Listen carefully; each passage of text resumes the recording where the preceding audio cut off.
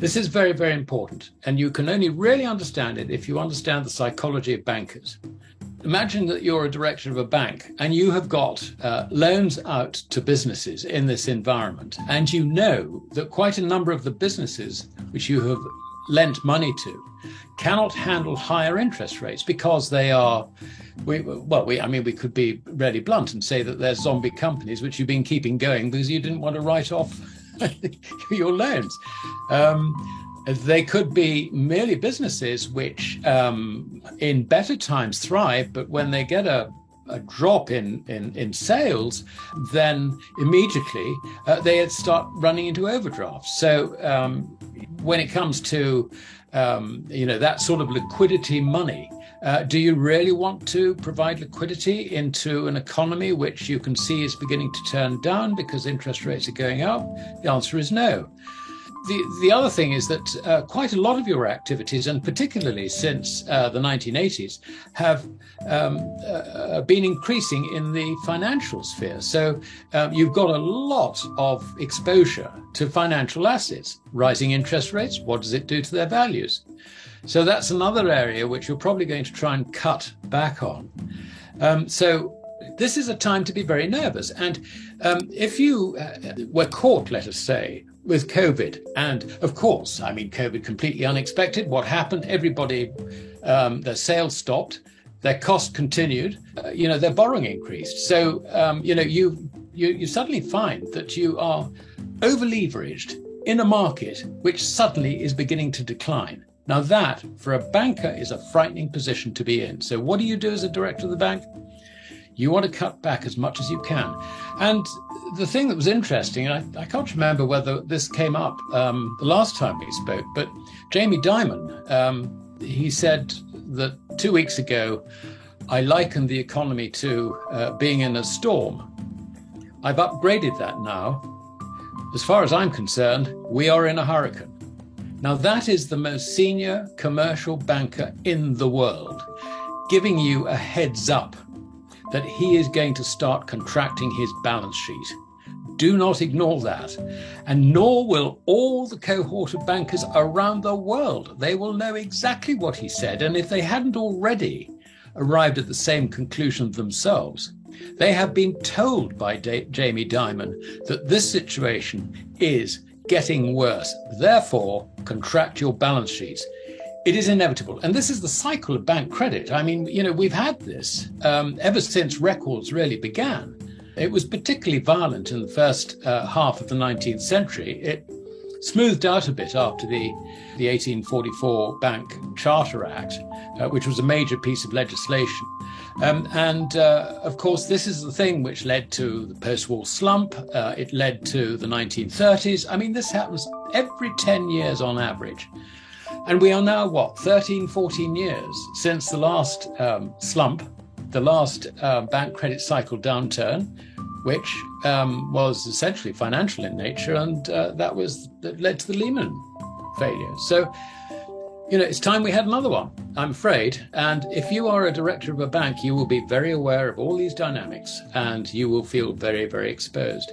And furthermore, where you have counterparty risk to the Eurozone and the Japanese financial markets, you will know that your counterparties in those markets are even more highly leveraged than you are. It's an average of the G-SIBs average in the Eurozone is around about 20 times.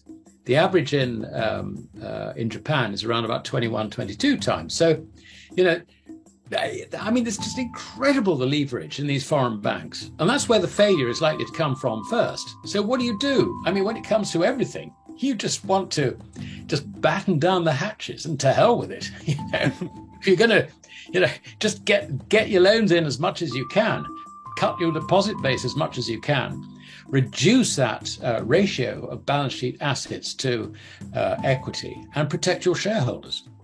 Are we beginning to see in the actual data these deleveraging steps on behalf of the banks? Is that already beginning to appear in the data that you monitor? It's only really evident in slowing down of the growth. I'm talking sort of worldwide rather than specifically. The slowing down in the growth of broad money supply. which is comprised basically of bank credit and everything which is slightly more liquid. So, yes, we are seeing signs of it slowing down, but we haven't yet really got the signs that this is really going to crash. But I have no doubt that in my own mind that is the direction in which it's going.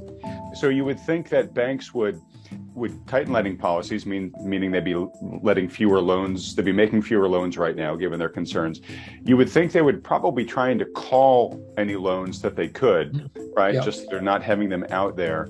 I guess this is the type of behavior that you're expecting to see a lot more of over the coming months, correct? Yes, that's absolutely correct. In fact, you can see it already in the figures issued by NASDAQ on margin debt for financing financial positions or positions in financial assets. I mean, that has been contracting very sharply in recent months. So it's really sort of understanding, what makes people reduce their loan positions. I mean, basically, when you've got a really frothy market and everybody's bullish, it's not the people taking profits, because actually their psychology is we want more. Right. So, inevitably what happens at the top of a market like that, when the loan books start contracting, is that it is the banks driving it, not the punters. And obviously it's not a pure argument. I mean, there's a bit of both, obviously, but I would say that overwhelmingly the banks, the brokers would be pulling in loans rather than the reverse. And, so when you see, sort of positions beginning to go sour, I think that they would tend to act very, very quickly on the margin in order to try and close positions down.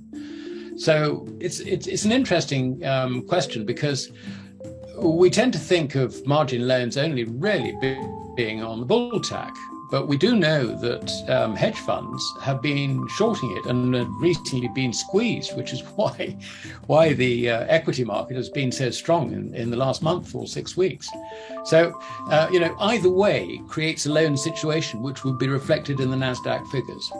But by far the bigger determinant is the use which the public put on that money in terms of its use value. So to give you an example, if they decide to dump the currency completely in return for goods and services, then it becomes completely worthless, despite the changes in the quantity of money which may or may not happen. And I think that at some stage we are likely to see this played out in quite dramatic form. And the reason I say that is that when you get a very severe contraction of bank credit, it inevitably leads to banking failures. It is the job of a central bank to try and ensure that these banking failures do not happen and they do not impact on members of the public. So what you're going to see is the currencies being debauched in order to protect the financial system, if I can put it that way. And I've said this so many times until I'm blue in the face. The prime example of this was John Law in 1720 France, when he printed credit in order to buy support shares in his Mississippi venture. And it got to the stage where it no longer began to work. The shares sank despite that. But what happened was that he destroyed the currency in the process. And we have a similar situation today, where the central banks will try and keep the whole of the financial system going, which basically is not just keeping the banks open for business, but also stopping financial assets from sliding in value.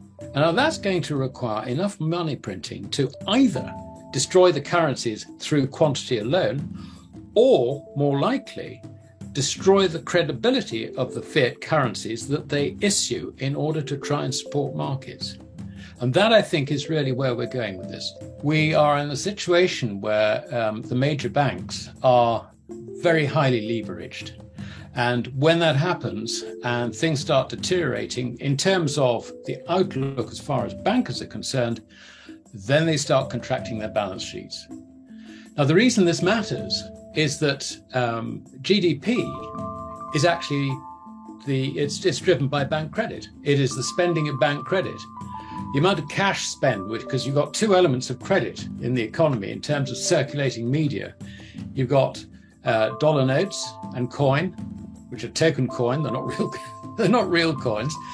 And you've got bank credit. And if you take out the overseas portion, and funnily enough, I was looking at the numbers this morning, you can pretty much halve the level of cash notes on the Fed's balance sheet as liabilities to arrive at a cash figure for the domestic US economy. Now, that being the case, then 5% of it is cash, 95% of it is bank credit. So what happens when you get a contraction of bank credit? GDP contracts.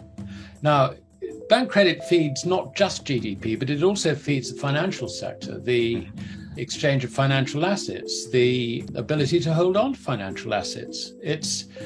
So it does two very, very important things. But if we concentrate on the on GDP for the moment, a contraction in bank credit to take them back to more normal times, I think means that it should, in theory, mean that GDP contracts by something like $4, $5, maybe $6 trillion. Now, that's a massive hit. That's a massive hit. And that is without anything happening from abroad, because we've got systemic risks from abroad as well. So I think it's terribly important to understand what this GDP number is. It is not a reflection of economic performance, economic prospects, economic progress, whatever the Keynesians and the macroeconomists believe. It's not that. It is actually just the sum total of transactions funded through bank credit. And if you get a contraction of bank credit, you're going to get a contraction of nominal GDP, which, if it doesn't match, because it won't match because it is also contracting the financial sector. So that, I think, is the most important thing to understand. And what it means is that the slide in GDP, which we're only just beginning to see, is going to be considerably worse than anybody expects.